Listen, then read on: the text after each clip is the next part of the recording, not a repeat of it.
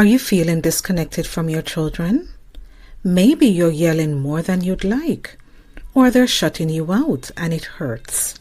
You are not alone and there's a way to fix it. In today's video, I'm sharing the top mistakes we as parents make to create distance with our children and exactly how to repair it using positive discipline. So stick around because these tips will bring you closer than ever. If you're visiting for the first time, I'm Dr. Taniesha Burke, your positive discipline coach, and welcome to our channel.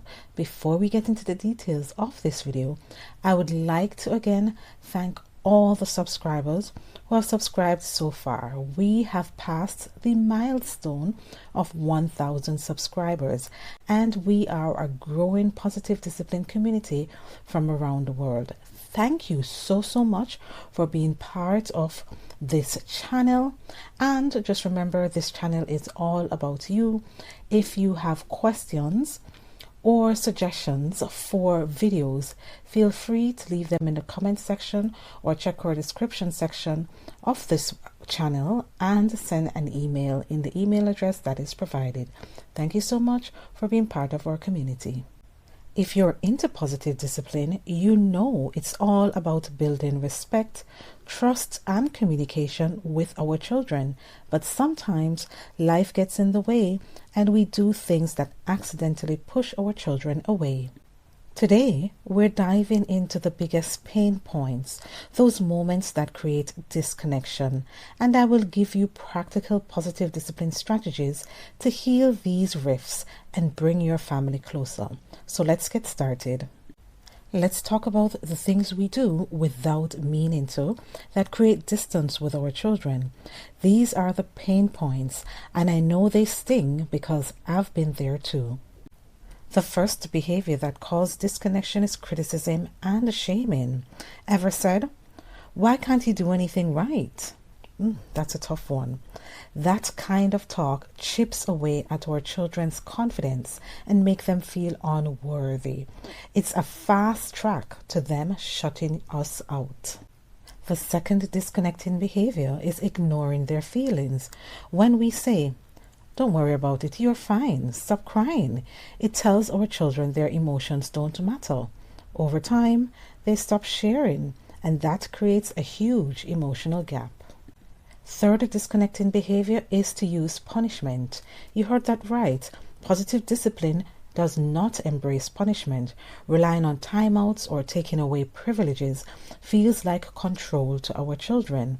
It breeds resentment, rebellion, or even retreat instead of teamwork.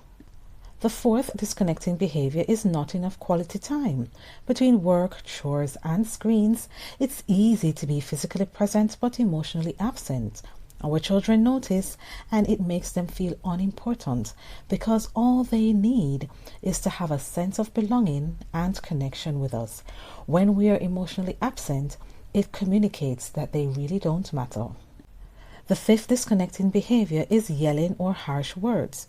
Raising our voice or snapping can scare our children or make them pull away. It's harder to open up when they're afraid of our reaction. These habits hurt, but the good news, you can turn things around with positive discipline. Let's talk about how to fix these and rebuild connection with our children. Okay, positive discipline parents, here's how we heal those disconnects and bring back the love and trust. These are simple, actionable steps you can start today. Our first tip is to listen like you mean it. Practice active listening. Put down your phone, make eye contact, and repeat back what they say. For example, "It sounds like you're really upset about school." This shows their emotions matter to you. If you brushed them off in the past, say for example, "I'm so sorry I didn't listen fully. I'm here right now." When you do this, it can be a game changer. Our second tip is to swap out criticism for encouragement. Focus on their effort, not perfection. Instead of saying, "You're so messy," try, for example, "I see you're working hard to organize your toys.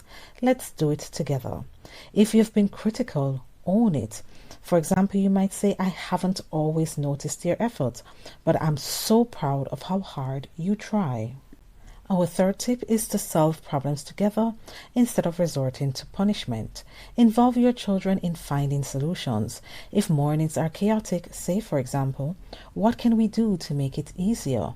Work as a team. If punishment was your go-to, tell them, for example, I want us to figure things together from now on. Because when you do this, it builds trust.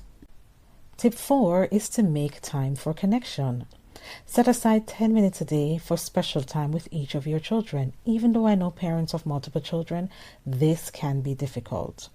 Let each child pick the activity and ensure there's no distraction, just you and them. If you've been too busy, you can say, for example, I've missed our time together. Let's plan something fun.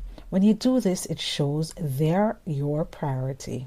Our fifth and final tip for the day is to apologize and mean it. Own your mistakes, parents. Say, for example, I'm so sorry for yelling at you. I was frustrated, but I want to talk calmly with you. Then model calm behavior, like taking deep breaths. This teaches our children that relationships can be repaired. These tips aren't just fixes. They're ways to build a stronger, more loving bond with your children every day. As a bonus, let's talk about building a strong connection moving forward. Repairing this connection takes time, patience, and consistency, but the rewards are immense. You have a deeper, more trusting relationship with your children. So let's look at the final tips to maintain that connection. First, celebrate small wins. Acknowledge progress in your relationship. So, for example, you might say, I love how we worked together to solve that problem today. Second, stay curious. Approach your child with curiosity rather than judgment. Ask, for example, what's going on for you, to understand their perspective. When children see that we do that, it communicates to them that they matter to us and we find their lives outside of our interaction interesting. Third, model self-care, and this is so critical for especially mothers. Show your child that taking care of yourself helps you to be a better parent. This teaches them to value their own well-being too. Fourth and final is to be patient. Healing disconnection doesn't happen overnight. Commit to small, consistent changes and your child will feel the shift. Positive discipline is all about connection, not perfection. If you felt that distance with your children, don't beat yourself up. You're here, learning, and that's what matters. We encourage you to start with one of these strategies today. Maybe it's 10 minutes of special time or a heartfelt apology. You've got this, and your children will feel the love.